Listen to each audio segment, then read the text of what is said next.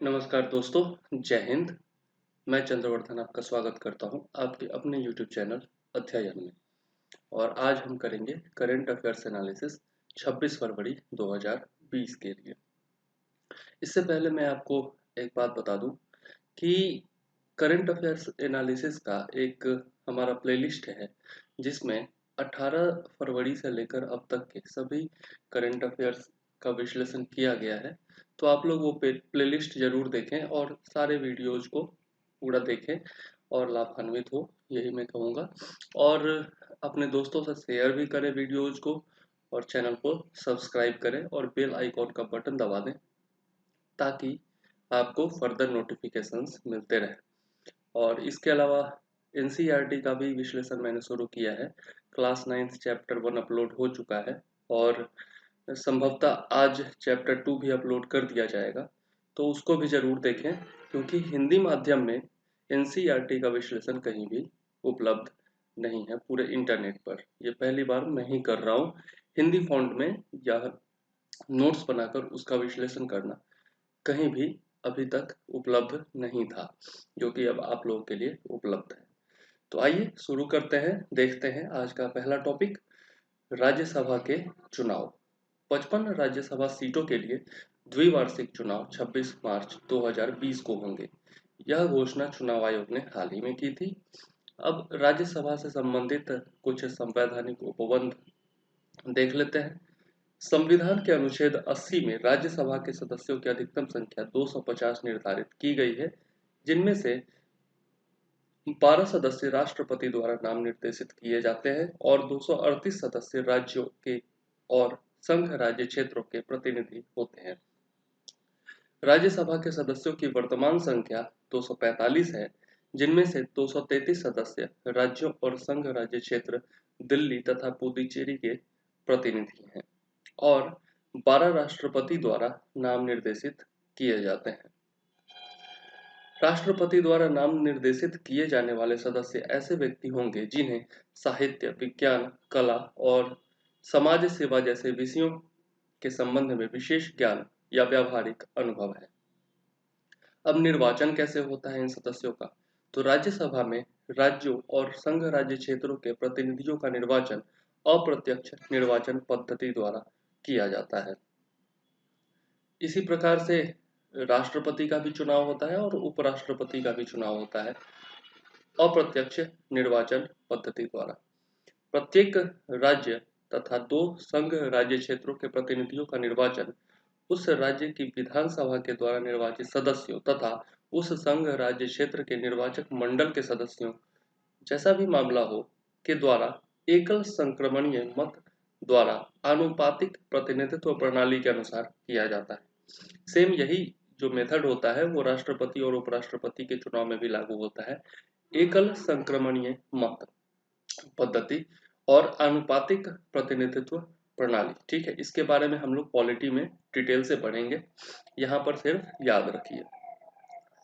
दिल्ली राष्ट्रीय राजधानी क्षेत्र एनसीआर नेशनल कैपिटल रीजन के निर्वाचक मंडल में दिल्ली विधानसभा के निर्वाचित सदस्य और पुडुचेरी संघ राज्य क्षेत्र के निर्वाचक मंडल में पुडुचेरी विधानसभा के निर्वाचित सदस्य शामिल हैं, ये भी याद रखिएगा। अब देख लेते हैं द्विवार्षिक या उपचुनाव। राज्यसभा एक अस्थायी सदन है, यह कभी भंग नहीं होता है, तथापि प्रत्येक 2 वर्ष के बाद राज्यसभा के 1/3 सदस्य सेवानिवृत्त हो जाते हैं और राज्यसभा के सदस्यों का कार्यकाल कितना होता है? 6 वर्ष का होता है, ये भी याद रखने का विषय है। पूर्णकालिक अवधि के लिए निर्वाचित सदस्य 6 वर्षों की अवधि के लिए कार्य करता है। किसी सदस्य के कार्यकाल की समाप्ति पर सेवानिवृत्ति को छोड़कर अन्यथा उत्पन्न हुई रिक्ति को भरने के लिए कराया गया निर्वाचन उपचुनाव कहलाता है।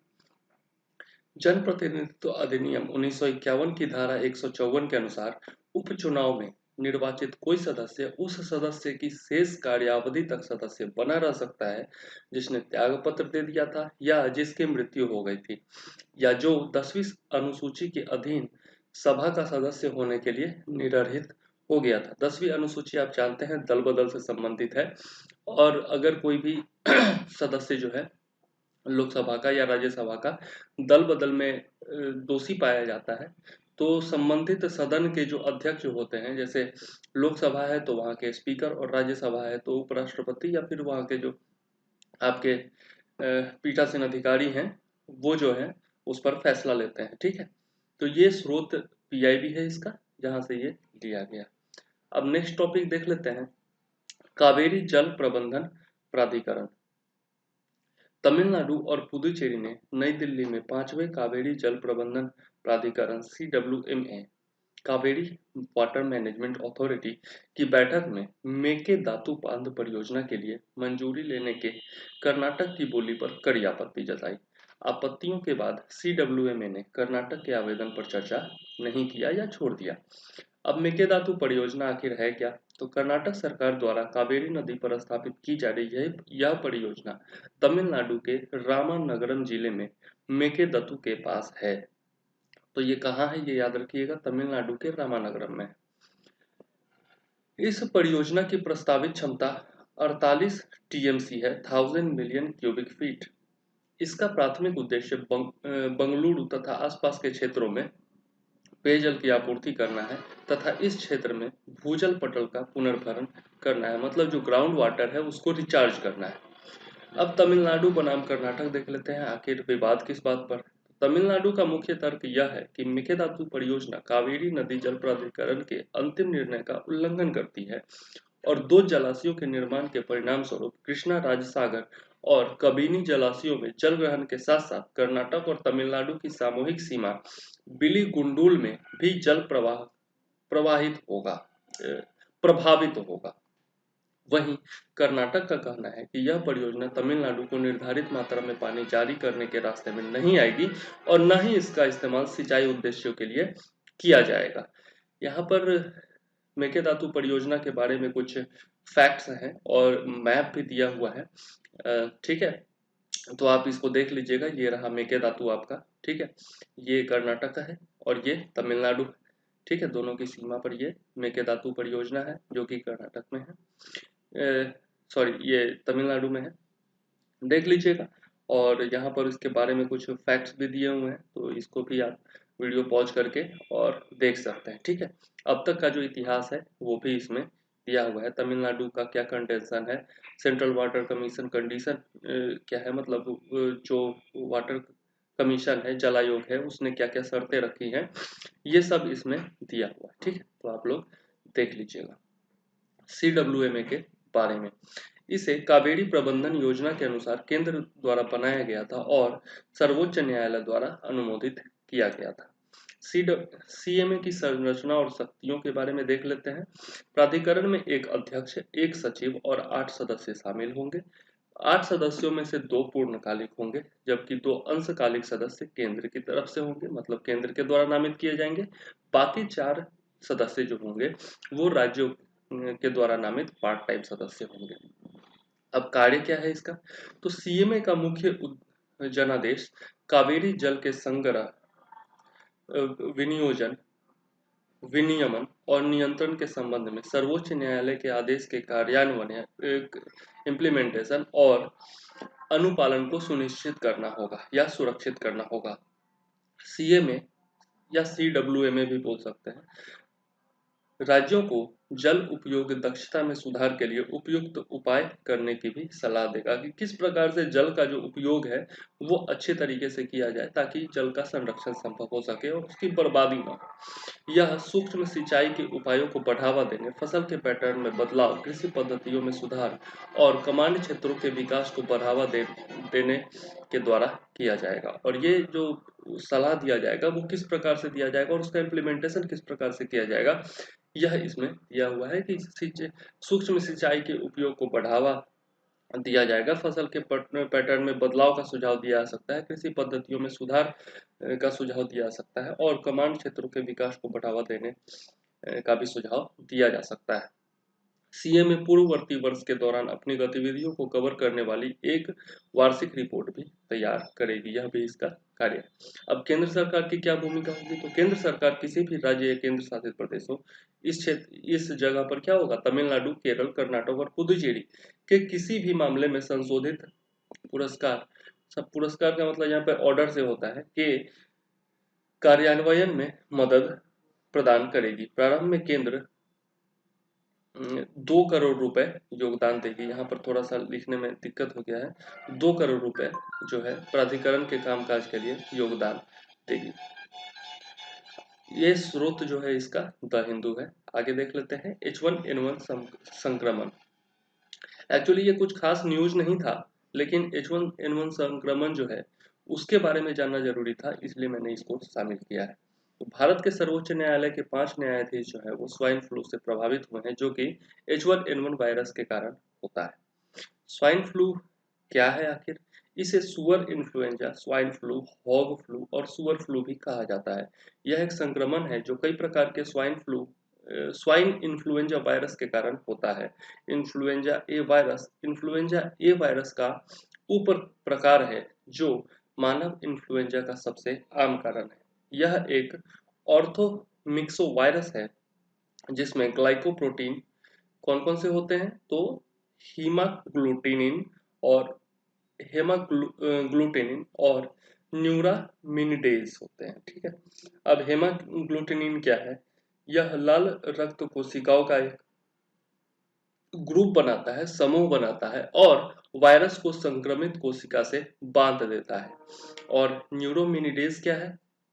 तो एक प्रकार का ग्लाइकोसाइड हाइड्रोलेज एंजाइम है जो संक्रमित कोशिकाओं के माध्यम से वायरस कणों को स्थानांतरित करने में मदद करता है और मेजबान कोशिकाओं से मुकुलन में सहायता करता है। मुकुलन का मतलब बडिंग हो गया। ठीक है, बडिंग आप लोगों ने बायोलॉजी में पढ़ा होगा, और अगर याद नहीं है तो आप लोग बायोलॉजी का जब NCERT पढ़ेंगे तब उस समय मैं बताऊंगा अच्छे से डिटेल में। प्रसार और प्रभाव। H1N1 इन्फ्लुएंजा या swine flu type A influenza virus के कारण होने वाला सुअरों का एक अत्यधिक संक्रामक तीव्र श्वसन रोग है जो नियमित रूप से सुअरों में इन्फ्लुएंजा के प्रकोप के कारण होता है। स्वाइन फ्लू के वायरस आमतौर पर इंसानों को संक्रमित नहीं करते हैं, हालांकि छिटपुट मानव संक्रमण हुआ है। आमतौर पर ये मामले सुअरों के प्रत्यक्ष संपर्क वाले लोगों में होते हैं, जैसे सुअरों के बच्चों के पास, मेले में, या सुअर उद्योग के श्रमिक। मतलब सुअर के आसपास जो लोग रहते हैं, संपर्क में रहते हैं, उनमें ये खास करके संक्रमण होता है। हालांकि मानव से मानव में स्वाइन फ्लू के प्रसार के कई मामले सामने आए हैं। यह भी न्यूज जो है वो द हिंदू से लिया गया है। मसाला बॉन्ड्स, नेक्स्ट हमारा टॉपिक है मसाला बॉन्ड्स। एशियाई विकास बैंक ने भारत INX के वैश्विक ऋण सूचीकरण मंच ग्लोबल डेप्ट लिस्टिंग प्लेटफॉर्म पर 850 करोड़ रुपए के अपने 10 साल के मसाला बॉन्ड सूचीबद्ध किए हैं। आय का उपयोग भारत में स्थानीय मुद्रा सुधार और निवेश का समर्थन करने के लिए किया जाएगा। तो ये याद रखिएगा कि भारत INX में किसने सूचीबद्ध किए हैं अपने बॉन्ड? तो एशियाई विकास बैंक ने किए हैं। कितने के किए हैं? 850 करोड़ रुपए के किए हैं। और कितने साल के लिए किए हैं? तो 10 साल के लिए किए हैं। यह बहुत ही इंपॉर्टेंट है। देख लेते हैं पृष्ठभूमि इसका। भारत INX देश का पहला अंतर्राष्ट्रीय एक्सचेंज है जो गुजरात में अंतर्राष्ट्रीय वित्तीय सेवा केंद्र गिफ्ट सिटी में स्थित है। यह भी बहुत ही इंपॉर्टेंट है, इसको याद रखिएगा कि भारत का पहला अंतर्राष्ट्रीय एक्सचेंज कौन है? तो INX है। और यह कहाँ स्थित है? तो गुजरात के गिफ्ट सिटी में स्थित है। ADB के मसाला बॉन्ड लग्जमबर्ग एक्सचेंज और भारत INX दोनों पर सूचीबद्ध हैं। मसाला बॉन्ड होते क्या है आखिर? तो मसाला बॉन्ड भारत के बाहर जारी किए जाने वाले बॉन्ड होते हैं, लेकिन स्थानीय मुद्रा की बजाय इन्हें भारतीय मुद्रा में निर्दिष्ट किया जाता है। भारतीय मुद्रा मतलब रुपया में। डॉलर बॉन्ड के विपरीत, जहां उधारकर्ता को मुद्रा जोखिम लेना पड़ता है, मसाला बॉन्ड में निवेशकों को जोखिम उठाना पड़ता है। ठीक है, डॉलर बॉन्ड में उधारकर्ता को जोखिम उठाना पड़ता है, जबकि मसाला बॉन्ड में निवेशकों को जोखिम उठाना पड़ता है। नवंबर 2014 में विश्व बैंक के इंटरनेशनल फाइनेंस कॉर्पोरेशन द्वारा पहला मसाला बॉन्ड जारी किया गया था। तो यह भी याद रखने का पॉइंट है कि नवंबर 2014 में विश्व बैंक के इंटरनेशनल फाइनेंस कॉर्पोरेशन द्वारा पहला मसाला बॉन्ड जारी किया गया था। यहाँ पर जो रूपी डोमिनेटेड बॉन्ड होता है और अदर करेंसी बॉन्ड होता है, इसके बीच में कुछ अंतर दिया हुआ है। तो यहाँ पर ये समझ सकते हैं आप लोग, अगर चाहे तो वीडियो रोक करके पॉज करके और देख लें। मैं चूंकि नहीं समझाता हूँ इसलिए, क्योंकि वीडियो जो है वो थोड़ा लंबा हो जाएगा और फिर दिक्कत हो जाएगी। इस कारण से मैं ये जो सामने दे जरूर देता हूँ, लेकिन इसको समझा नहीं पाता हूँ। चलिए नेक्स्ट देख लेते हैं। अब हम लोग जो है विभिन्न प्रकार के बॉन्ड के बारे में देख लेते हैं। दरअसल क्या होता है, यह बहुत ही चर्चा में रहता है। हर बार कोई ना कोई बॉन्ड जो है वो चर्चा में रहता है, न्यूज में रहता है, तो उसके बारे में जानना जरूरी है।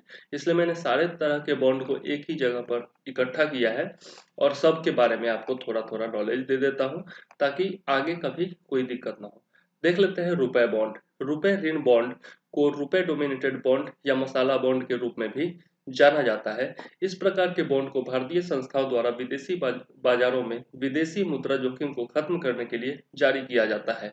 मसाला बॉन्ड ऑफशोर कैपिटल मार्केट में, ऑफशोर का मतलब क्या होता है, समुद्र पार, मतलब विदेशों में जारी किए गए भारतीय रुपए डोमिनेटेड बॉन्ड है। ठीक है, अब देख लेते हैं हरित बॉन्ड क्या होता है। हरित बॉन्ड संघीय योग्य संगठनों अथवा नगर पालिकाओं द्वारा पूर्व स्थापित क्षेत्रों, ब्राउन फील्ड साइट्स के विकास के लिए जारी कर मुक्त बॉन्ड होते हैं। ग्रीन बॉन्ड दूसरे बॉन्डों की तरह ही होते हैं, लेकिन इनके तहत केवल पर्यावरण के अनुकूल परियोजनाओं यानी हरित परियोजनाओं में निवेश किया जाता है। ग्रीन प्रोजेक्ट्स जो भी होते हैं उनमें इसके तहत निवेश किया जाता है। ऐसी परियोजनाएं आमतौर पर अक्षय ऊर्जा, मतलब जो आपका सौर ऊर्जा हो गया, पवन ऊर्जा हो गया, इनको हम लोग अक्षय ऊर्जा कहते हैं, जो कभी समाप्त नहीं हो सकते हैं। कचरा प्रबंधन, मतलब वेस्ट मैनेजमेंट, स्वच्छ परिवहन, सतत जल प्रबंधन एवं जलवायु परिवर्तन के अनुकूल क्षेत्र में अवस्थित होती हैं। ठीक है, अब देख लेते हैं जलवायु बॉन्ड क्या होता है। तो जलवायु बॉन्ड, जिन्हें ग्रीन बॉन्ड के रूप में भी जाना जाता है, के रूप में निश्चित आय वाले वित्तीय साधनों को जलवायु परिवर्तन संबंधी समाधानों से किसी न किसी तरह संबंध किया जाता है। मतलब जलवायु परिवर्तन से संबंधित कोई समाधान है, कोई इशू है, कोई परियोजना है, तो उसमें जो है ये जलवायु बॉन्ड का इस्तेमाल किया जाता है। जलवायु बॉन्ड अपेक्षाकृत एक नया परिसंपत्ति वर्ग, न्यू एसेट क्लास है। इसके बावजूद इसमें बहुत तेजी से वृद्धि हो रही है। सामाजिक प्रभाव बॉन्ड क्या होता है। सामाजिक प्रभाव बॉन्ड सोशल इम्पैक्ट बॉन्ड को सफल वित्त पोषण हेतु वेतन, पे ऑफ सक्सेस फिनांसिंग अथवा सामाजिक लाभ बॉन्ड या केवल एक सामाजिक बॉन्ड के रूप में जाना जाता है। वस्तुतः यह सार्वजनिक क्षेत्र के साथ एक अनुबंध के रूप में होता है, जिसमें बेहतर सामाजिक परिणामों के लिए भुगतान करने की प्रतिबद्धता व्यक्त की जाती है। इसका परिणाम सार्वजनिक क्षेत्र की बचत में परिलक्षित होता है। अब देख लेते हैं आगे विकास प्रभाव बॉन्ड क्या होता है। विकास प्रभाव बॉन्ड मतलब डेवलपमेंट इम्पैक्ट बॉन्ड, टीआईबीज, एक प्रदर्शन आधारित निवेश साधन है जिसका उद्देश्य कम संसाधन वाले देशों के विकास कार्यक्रमों को वित्त पोषित करना है। विकास प्रभाव बॉन्ड को सामाजिक प्रभाव बॉन्ड के आधार पर बनाया जाता है। अब देख लेते हैं औद्योगिक राजस्व bond, industrial revenue bond, revenue या रेवेन्यू बोलते हैं, आईआरबी, राज्य अथवा स्थानीय सरकारों द्वारा जारी एक अनूठे प्रकार का राजस्व बॉन्ड होता है। इस बॉन्ड को एक सरकारी इकाई द्वारा प्रायोजित किया जाता है। अब देख लेते हैं सामान्य दायित्व बॉन्ड क्या होता है। एक सामान्य दायित्व बॉन्ड एक नगर पालिका बॉन्ड होता है। यह किसी परियोजना से प्राप्त राजस्व के स्थान पर वितरित एकाधिकार क्षेत्र के क्रेडिट और कर लगाने की शक्ति द्वारा समर्थित बॉन्ड होते हैं। सामान्य दायित्व बॉन्ड को एक धारणा के साथ जारी किया जाता है कि इसके आधार पर नगर पालिका परियोजनाओं से प्राप्त राजस्व अथवा कराधान के माध्यम से अपने ऋण दायित्वों को चुकाने में सक्षम हो जाएंगी। अब देख लेते हैं कॉर्पोरेट बॉन्ड क्या होता है। किसी कॉर्पोरेशन द्वारा जारी किए गए बॉन्ड को कॉर्पोरेट बॉन्ड कहा जाता है। कॉर्पोरेट बॉन्ड को पहले से चल रहे कार्यों अथवा विलय एवं अधिग्रहण अथवा व्यापार का विस्तार करने जैसे विभिन्न कारणों हेतु वित्त पोषण बढ़ाने के लिए जारी किया जाता है। हालांकि कॉर्पोरेट बॉन्ड शब्द को बहुत सटीकता के साथ परिभाषित नहीं किया गया। तो इस प्रकार से हम लोगों ने विभिन्न प्रकार के बॉन्ड देखे और इनके बारे में एक दो पॉइंट्स हैं जो कि आपको याद रखना जरूरी होता है। कभी कभार ये भी हो सकता है कि दीर्घ उत्तरीय प्रश्न पूछ दे, डिस्क्रिप्टिव क्वेश्चन पूछ दे पीसीएस में या फिर यूपीएससी में, और बोला जाए कि विभिन्न प्रकार के बॉन्ड्स के बारे में आप बताइए। या फिर हो सकता है कि कुछ आपको पीटी में कुछ सेंटेंस दे दे और बोला जाए कि यह किस प्रकार के बॉन्ड से संबंधित है, ठीक है, या फिर कुछ सेंटेंस दे दिया जाए, 4 तरह के बॉन्ड के बारे में अलग-अलग सेंटेंस दे दिया जाए और पूछा जाए कि इनमें से कौन सा सही है, कौन सा गलत है। तो इस प्रकार के क्वेश्चन पूछे जा सकते हैं, ठीक है। अब हम लोग नेक्स्ट पॉइंट देख लेते हैं, ब्लू डॉट नेटवर्क। संयुक्त राज्य अमेरिका के नेतृत्व वाले ब्लू डॉट नेटवर्क में भारत के शामिल होने की संभावना है। मुख्य बिंदु क्या है, तो BDN मतलब ब्लू डॉट नेटवर्क की औपचारिक घोषणा 4 नवंबर 2019 को थाईलैंड के बैंकॉक में इंडो पैसिफिक बिजनेस फोरम में की गई थी। तो ये कब की गई थी ये देख लेना जरूरी है, थाईलैंड के बैंकॉक में की गई थी और 4 नवंबर 2019 को की गई थी, ठीक है, याद रखिएगा। इसका नेतृत्व जापान और ऑस्ट्रेलिया के साथ संयुक्त राज्य अमेरिका भी करेगा। अब क्या है ब्लू डॉट नेटवर्क, यह वैश्विक अवसंरचना विकास हेतु उच्च गुणवत्ता और विश्वसनीय मानक को बढ़ावा देने के लिए सरकारों, निजी क्षेत्र और नागरिक समाज को एक साथ लाने की एक बहुहितधारक पहल है। यह इंडो पैसिफिक क्षेत्र पर ध्यान देने के साथ साथ एक वैश्विक स्तर पर सड़क, बंदरगाह एवं पुलों के लिए मान्यता प्राप्त मूल्यांकन और प्रमाणन प्रणाली के रूप में भी काम करेगा। इसके तहत अवसंरचनात्मक परियोजनाओं को ऋण, पर्यावरण मानकों, श्रम मानकों आदि के आधार पर वर्गीकृत किया जाएगा। यह प्रणाली किसी भी लोकतांत्रिक देश की उन परियोजनाओं पर लागू होंगी जहां नागरिक ऐसी परियोजनाओं का मूल्यांकन करना चाहते हैं। विश्व स्तर पर BDN मुख्य या प्रमुख बुनियादी ढांचा परियोजनाओं के लिए मान्यता प्राप्त स्वीकृति के तौर पर काम करेगा, जिसका उद्देश्य लोगों को यह बताना कि परियोजनाएं टिकाऊ हैं, न कि शोषणकारी हैं। इसे चीन की बेल्ट एंड रोड इनिशिएटिव को काउंटर करने के रूप में देखा जा रहा है। हालांकि BRI के विपरीत BDN किसी परियोजना के लिए सार्वजनिक ऋण की पेशकश नहीं करेगा। गौरतलब है कि भारत चीन की BRI में शामिल नहीं है, मतलब बेल्ट एंड रोड इनिशिएटिव में शामिल नहीं है, क्योंकि यह जो है पाक ऑक्युपाइड कश्मीर से होकर के गुजर रहा है, जो कि भारत के संप्रभुता का उल्लंघन करता है। Belt and road initiative BRI Asia, Europe तथा अफ्रीका के बीच भूमि और समुद्र क्षेत्र में कनेक्टिविटी बढ़ाने के लिए चीन द्वारा संचालित परियोजनाओं का एक सेट है। इस परियोजना की परिकल्पना वर्ष 2013 में चीन के राष्ट्रपति शी जिनपिंग ने की थी। हालांकि चीन इस बात से इनकार करता है, किंतु इसका प्रमुख उद्देश्य चीन द्वारा वैश्विक स्तर पर अपना भू राजनीतिक प्रभुत्व कायम करना है। BRI पहल चीन द्वारा प्रस्तावित एक महत्वाकांक्षी आधारभूत ढांचा विकास एवं संपर्क की परियोजना है, जिसका लक्ष्य चीन को सड़क, रेल एवं जल मार्गों के माध्यम से यूरोप, अफ्रीका और एशिया से जोड़ना है। BRI को सिल्क रोड इकोनॉमिक बेल्ट और 21वीं सदी की सामुद्रिक सिल्क रोड के रूप में भी जाना जाता है। विश्व की 70% जनसंख्या तथा 75% ज्ञात ऊर्जा भंडारों को समेटने वाली यह परियोजना चीन के उत्पादन केंद्रों को वैश्विक बाजारों एवं प्राकृतिक संसाधनों केंद्रों से जोड़ेगी। BRI के तहत पहला रूट, जिसे चीन से शुरू कर रूस और ईरान होते हुए इराक तक ले जाने की योजना है, जबकि इस योजना के तहत दूसरा रूट पाकिस्तान अधिकृत कश्मीर मतलब POK से श्रीलंका और इंडोनेशिया होकर इराक तक ले जाया जाना है। BRI वास्तव में चीन द्वारा परियोजना निर्यात करने का एक माध्यम है, जिसके जरिए वह अपने विशाल विदेशी मुद्रा भंडार का प्रयोग बंदरगाहों के विकास, औद्योगिक केंद्रों एवं विशेष आर्थिक क्षेत्रों के विकास के लिए करके वैश्विक शक्ति के रूप में उभरना चाहता है। इसका भी स्रोत क्या है, द हिंदू है, ठीक है। अब देख लेते हैं नेक्स्ट टॉपिक, विश्व वायु गुणवत्ता रिपोर्ट 2019।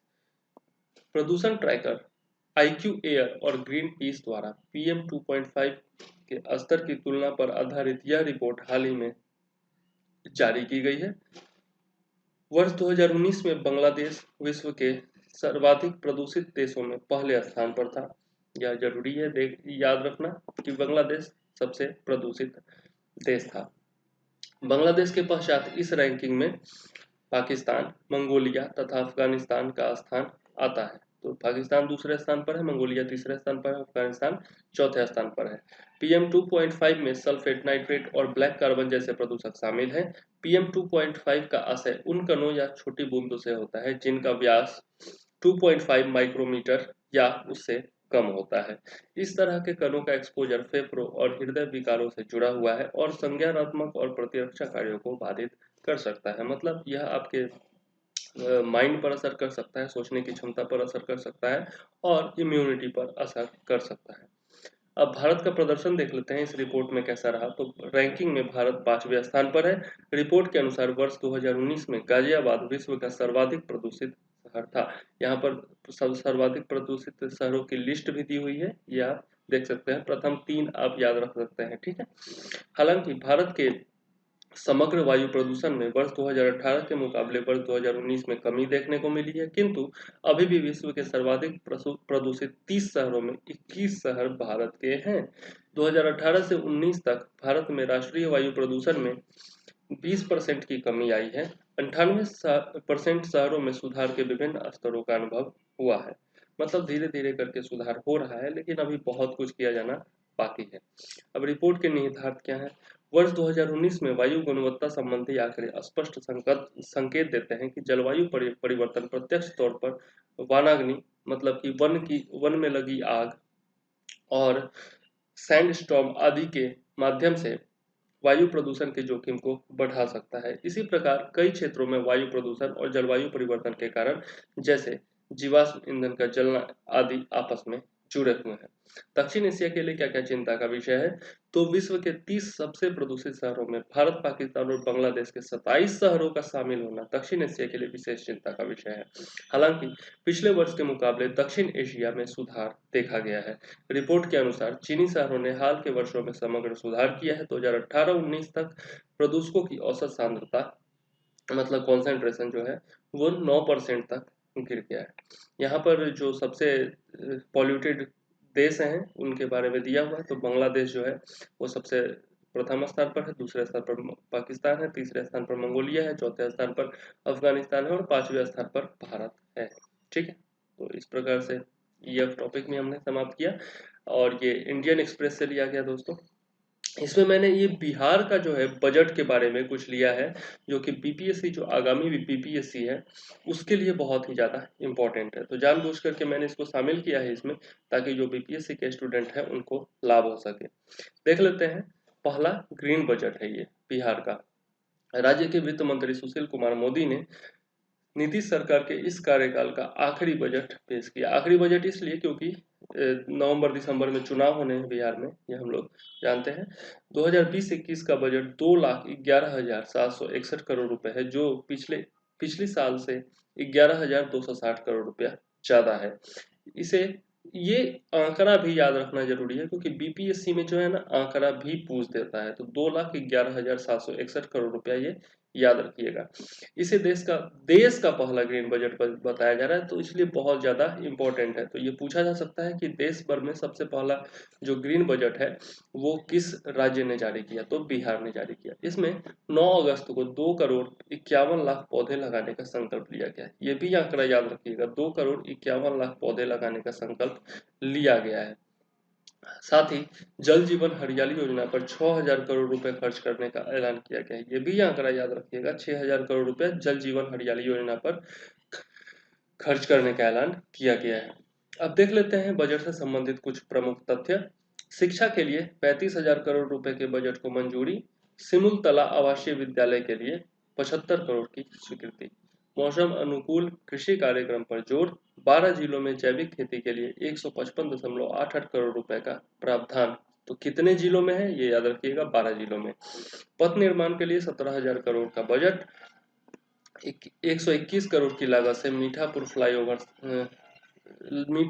फ्लाईओवर से जुड़ेगा करबीघैया और चिरैयाटांड। मतलब मीठापुर जो फ्लाईओवर है उससे करबीघैया और चिरैयाटांड को जोड़ा जाएगा, ठीक है। 509 करोड़ की लागत से गोपालगंज से मुजफ्फरपुर और सारण को जोड़ने के लिए 18.5 किलोमीटर लंबी सड़क का होगा निर्माण। 4,000 से अधिक टोलों को जोड़ने के लिए 2,888 करोड़ की मंजूरी। 848 किलोमीटर होगा सड़क निर्माण। ग्रीन बजट पेश करने वाला पहला राज्य बना बिहार। जल जीवन हरियाली योजना पर खर्च होंगे 6,000 करोड़। स्वास्थ्य विभाग को 10,000 करोड़ का बजट। IGIMS को मतलब इंदिरा गांधी जो आयुर्वेद संस्थान है उसको बनाया, आयुर्विज्ञान संस्थान, सॉरी, इंदिरा गांधी आयुर्विज्ञान संस्थान को बनाया जाएगा सुपर स्पेशलिटी हॉस्पिटल। IGIMS में 138 करोड़ की लागत से 100 बेड के अत्याधुनिक स्टेट कैंसर संस्थान का निर्माण 2020 में पूरा हो जाएगा। 9 अगस्त 2020 को एक दिन में 2 करोड़ 51 लाख पौधारोपण होगा। ठीक है, 60 लाख पौधे मनरेगा के माध्यम से लगाए जाएंगे। राजगीर में 472 एकड़ में 176 करोड़ की लागत से जू सफारी का निर्माण होगा। तो ये जू सफारी का निर्माण कहाँ होगा? राजगीर में होगा, ये याद रखिएगा, जो 2020 के अंत तक पूरा होगा। नमामि गंगे पर 6145 करोड़ रुपए खर्च होंगे। अमृत मिशन पर 2657 करोड़। एशियन डेवलपमेंट बैंक पर 1122 करोड़ रुपए खर्च होंगे। पटना शहर में अंतरराष्ट्रीय बस टर्मिनल का निर्माण 2020 तक पूरा होगा। 302 करोड़ रुपए खर्च होंगे। राज्य सेवाओं में नियुक्ति के लिए महिलाओं को 35% आरक्षण। अब तक 20,572 महिलाओं को मिला लाभ। अनुसूचित जनजाति, अल्पसंख्यक एवं पिछड़ा एवं अति पिछड़ा वर्ग के लिए 11,911 करोड़ रुपए का बजट दिया गया है। हर घर नल का जल और पक्की नाली गली पर सरकार का विशेष फोकस है और 2020 तक पाइप से पानी पहुंचाने का लक्ष्य है। ठीक है, तो ये बिहार बजट से जुड़े हुए कुछ प्रमुख तथ्य थे जिनके बारे में जानना जरूरी था, खास करके BPSC के लिए इंपॉर्टेंट है। अब देख लेते हैं कुछ रैपिड फायर न्यूज। कॉमनवेल्थ निशानेबाजी और तीरंदाजी चैंपियनशिप। जनवरी 2022 में कॉमनवेल्थ निशानेबाजी और तीरंदाजी चैंपियनशिप की मेजबानी के लिए चंडीगढ़ को चुना गया है। इन 2 प्रतिस्पर्धाओं का आयोजन अलग से भारत में किया जाएगा। बर्मिंघम में होने वाले खेलों में, मतलब बर्मिंघम में ओरिजिनल जो खेल होगा कॉमनवेल्थ इस बार 2022 में, वो बर्मिंघम में होगा। बर्मिंघम में होने वाले खेलों में इसके पदकों को प्रतिस्पर्धी देशों की रैंकिंग के लिए शामिल किया जाएगा। इन दोनों स्पर्धाओं का आयोजन कॉमनवेल्थ गेम्स से 6 महीने पहले जनवरी 2022 में भारत में होगा, जबकि कॉमनवेल्थ गेम्स का आयोजन 27 जुलाई से 7 अगस्त तक बर्मिंघम में होगा। बर्मिंघम मतलब क्या हो गया? ब्रिटेन हो गया। ठीक है। नेशनल वॉर मेमोरियल की पहली वर्षगांठ 25 जनवरी 2020 को नेशनल वॉर मेमोरियल की पहली वर्षगांठ मनाई गई। नेशनल वॉर मेमोरियल का उद्घाटन 25 जनवरी 2019 को प्रधानमंत्री नरेंद्र मोदी के द्वारा किया गया था। नेशनल वॉर मेमोरियल में उन 25,942 सैनिकों के नाम उकेरे गए हैं जो आजादी के पश्चात शहीद हुए थे। यह मेमोरियल उन सभी सैनिकों को समर्पित है जिन्होंने भारत चीन युद्ध 1962, भारत पाकिस्तान युद्ध 1947-48, 1965, 1971 और 1999 तथा श्रीलंका में भारतीय शांति सेना के संचालन के दौरान अपने प्राण न्यौछावर कर दिए थे। अब देख लेते हैं next topic, Mohammad Hosni Mubarak. और ये बहुत इंपॉर्टेंट है दोस्तों। मिस्र के पूर्व राष्ट्रपति और 30 वर्ष तक सत्ता में रहे मोहम्मद होस्नी मुबारक का 91 वर्ष की उम्र में निधन हो गया है। ठीक है, मिस्र के पूर्व वायुसेना अध्यक्ष मोहम्मद होस्नी मुबारक 14 अक्टूबर 1981 को देश के उपराष्ट्रपति बने और मात्र 8 दिन बाद ही एक सैन्य परेड के दौरान पूर्व राष्ट्रपति अनवर सादात की इस्लामिक विद्रोहियों द्वारा हत्या किए जाने के पश्चात उन्होंने राष्ट्रपति पद की शपथ ली। तो मोहम्मद होस्नी मुबारक का जन्म कहाँ हुआ था? तो 4 मई 1928 को मिस्र के एक गाँव में इनका जन्म हुआ था। अब देख लेते हैं कुछ प्रीलिम्स बूस्टर्स, जो कि है वन लाइनर न्यूज। असम समझौते के अनुच्छेद 6 को लागू करने हेतु गठित समिति ने अपनी रिपोर्ट प्रस्तुत की है। इस समिति के अध्यक्ष कौन है? तो न्यायमूर्ति विप्लव कुमार शर्मा है। यह बहुत ही इंपॉर्टेंट है दोस्तों। ठीक है, असम समझौते का जो अनुच्छेद 6 है इसके बारे में न्यूज में पहले भी दे चुका हूँ और इसका आगे विश्लेषण भी करूंगा, लेकिन यहाँ पर ये बहुत ज्यादा इंपॉर्टेंट है कि अनुच्छेद 6 को लागू करने हेतु कौन सी समिति गठित की गई थी जिसने अपनी रिपोर्ट दी है? तो न्यायमूर्ति विप्लव कुमार शर्मा समिति। हाल ही में किन 2 देशों के मध्य अजेय वारियर 2020 संयुक्त युद्धाभ्यास संपन्न हुआ? तो यह भारत और ब्रिटेन में हुआ है। तो याद रखिएगा, अजेय वारियर भारत और ब्रिटेन। किस राज्य के द्वारा मंदिरों के प्रबंधन हेतु देवस्थानम एक्ट को पारित किया गया? तो उत्तराखंड। ठीक है, यह भी इंपॉर्टेंट है। देवस्थानम एक्ट किसने पारित किया? तो उत्तराखंड ने पारित किया। हाल ही में किस संगठन ने पेंशन कोष से आंशिक निकासी की सुविधा के लिए कम्यूटेशन सेवा को बहाल किया है? तो EPFO। ये एम्प्लॉय प्रोविडेंट फंड ऑर्गेनाइजेशन होता है EPFO। इसरो के द्वारा मार्च में किस भू अवलोकन सैटेलाइट का परीक्षण किया जाएगा? तो ये है जियो इमेजिंग सैटेलाइट GSAT-1। हाल ही में खुले पानी में किस दिव्यांग के द्वारा सबसे कम समय में 14 किलोमीटर की तैयारी करने का विश्व रिकॉर्ड बनाया गया है? तो ये सुश्री जिया। ठीक है, तो ये कल भी हम लोगों ने पढ़ा था। BCCI अंडर 19 वनडे टूर्नामेंट में सीमित ओवर के खेल में सभी 10 विकेट लेने का रिकॉर्ड बनाने वाली प्रथम महिला का क्या नाम है? तो ये काशवी गौतम है। ठीक है, यह याद रखिएगा। BCCI अंडर 19 वनडे टूर्नामेंट में सीमित ओवर के खेल में सभी 10 विकेट लेने का रिकॉर्ड बनाने वाली प्रथम महिला काशवी गौतम। हाल ही में किस जू में इन विट्रो तकनीक के द्वारा सरोगेट मदर से चीता के 2 शावकों का जन्म हुआ है? तो कोलंबस जू, ओहियो, अमेरिका। ठीक है, कोलंबस जू नाम है इसका, कोलंबस चिड़ियाघर ओहियो में है और ये अमेरिका में है। ठीक है, तो आज का यहीं तक हमारा विश्लेषण समाप्त होता है और गुजारिश यही रहेगी कि पूरा वीडियो देखा करिए और जो चैनल है उसको सब्सक्राइब कीजिए, अपने दोस्तों के साथ शेयर कीजिए। बहुत मेहनत से बनाता हूँ दोस्तों, क्योंकि ये हिंदी फॉन्ट जो होता है ना, इसको मतलब हिंदी टाइपिंग करना तो वैसे भी मुश्किल होता है और टाइपिंग मुझे आती भी नहीं है, लेकिन किसी भी तरीके से दूसरे सॉफ्टवेयर के द्वारा इंग्लिश में टाइप करता हूँ, उसका हिंदी रूपांतरण करता हूँ और उसके बाद जो है यहाँ पर कॉपी पेस्ट करके उसके बाद बहुत ही मुश्किल तरीके से बनाता हूँ मैं नोट्स। तो इसका ध्यान रखिए थोड़ा सा। हिंदी फॉन्ट में ये बनाना जो है ना बड़ा मुश्किल है। अंग्रेजी में बनाने के लिए कोई दिक्कत नहीं है, किसी जैसे ओनली IAS है या अन्य जो लोग बनाते हैं वो क्या करते हैं। ओनली IAS का तो खैर मुझे पूरी तरह से पता है, आप भी जा करके देख सकते हैं कि वो क्या करते हैं। विजन IAS पर डेली द हिंदू का न्यूज आता है और इनसाइट IAS पर डेली द हिंदू का न्यूज आता है। वहाँ से लाइन बाय लाइन जो है, जो भी इम्पोर्टेंट उनको लगता है वो डाल देते हैं, सीधा कॉपी पेस्ट कर देते हैं और उसी को हिंदी में विश्लेषित कर देते हैं। तो वो काम आसान होता है, वो बस 15 से 20 मिनट का काम होता है। लेकिन उसी चीज मैं भी इनसाइट से मटेरियल लेता हूँ, लेकिन उस चीज को हिंदी में रूपांतरित करके और हिंदी फॉन्ट में टाइपिंग करके उसके बाद यहाँ पर बनाना बहुत ज़्यादा मुश्किल होता है। आप एक बार करके देखेंगे ना तो आपको अंदाजा हो जाएगा। पहले मैं हिंदी में रूपांतरित करके हाथ से लिखा करता था, तो मतलब अब जो है मैंने सोचा कि हाथ से लिखने पर ना ये विश्लेषण करने में बड़ा प्रॉब्लम हो जाता है, वीडियो विश्लेषण करने में ठीक से दिखाई नहीं देता था आप लोगों को। इसलिए मैंने ये इस तरह का डिजिटल नोट्स बनाना शुरू किया है।